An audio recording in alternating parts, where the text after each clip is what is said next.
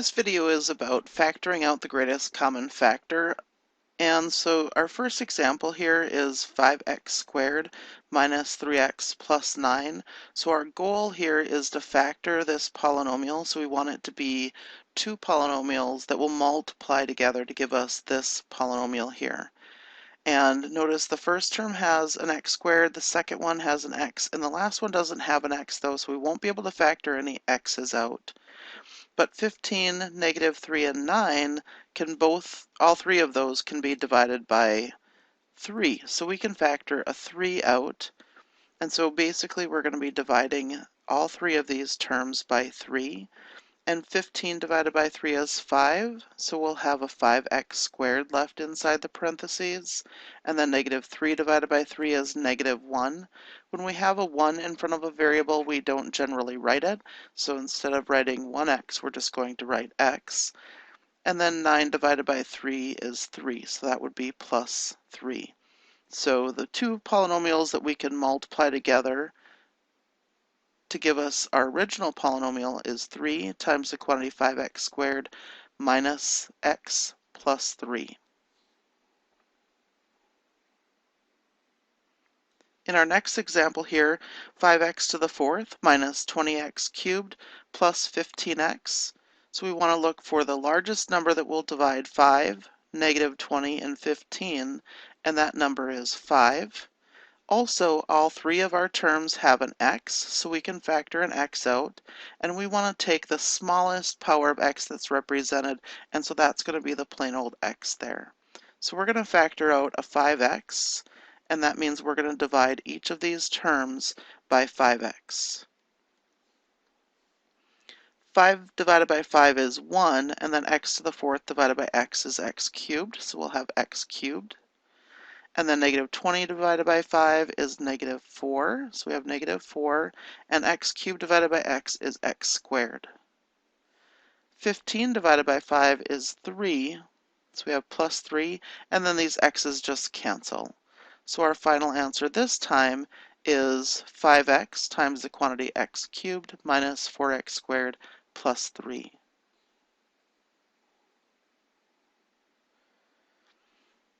In this next example, all of our terms contain x's and y's, and so we're going to factor out some combination of x's and y's.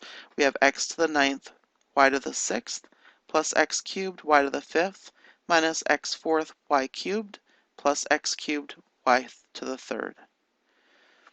So what we want to factor out this time is we want some x's, and we take the smallest power of x that's there, and so that was our x cubed, and also the smallest power of y, which was also y cubed. So now we want to divide each of these terms by x cubed, y cubed.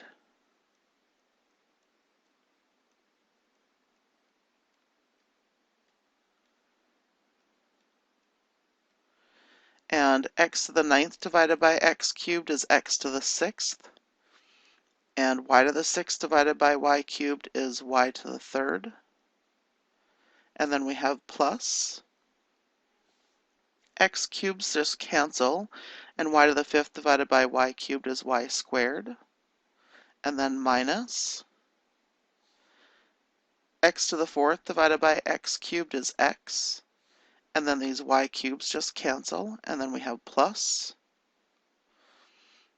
And the x cubes this time cancel, and also the y cubes just cancel. So x cubed y cubed divided by x cubed y cubed, anything divided by itself is 1. So we get 1 there. So our final answer this time is x cubed y cubed times the quantity x to the 6th y cubed plus y squared minus x plus 1.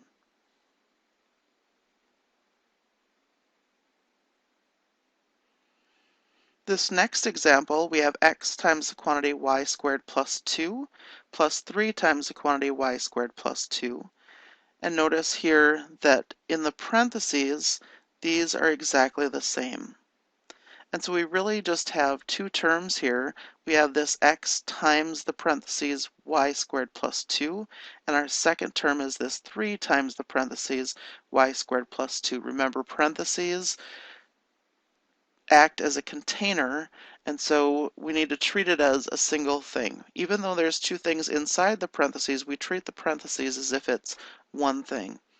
So we're going to factor out the y squared plus 2. So that's what we're going to divide each of these by.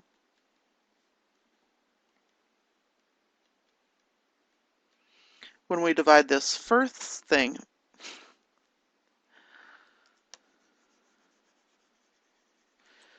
okay, our next example here, x times the quantity y squared plus 2 plus 3 times the quantity y squared plus 2. So notice in this example, inside these parentheses here, the y squared plus 2's are exactly the same.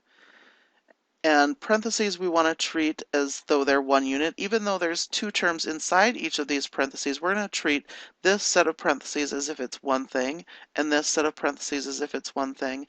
So our polynomial really only has the two terms, this x times the parentheses y squared plus 2 plus 3 times the parentheses y squared plus 2.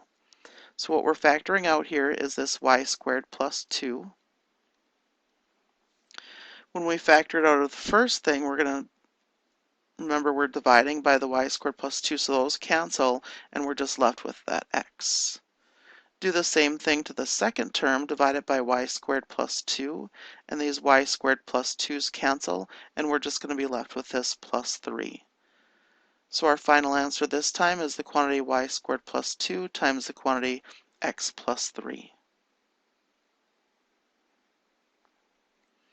Our last example is very similar. You might want to pause the video at this point and try it yourself, and then play it from there and see if you get this one correct when you do it on your own.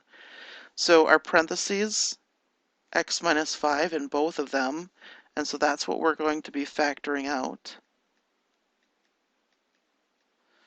When I factor it out of the first term, the x minus 5's cancel and we're just left with the 8. And then when we divide the second term by the x minus 5, the x minus 5's cancel, and we're just left with this negative y. So our final answer this time is the quantity x minus 5 times the quantity 8 minus y.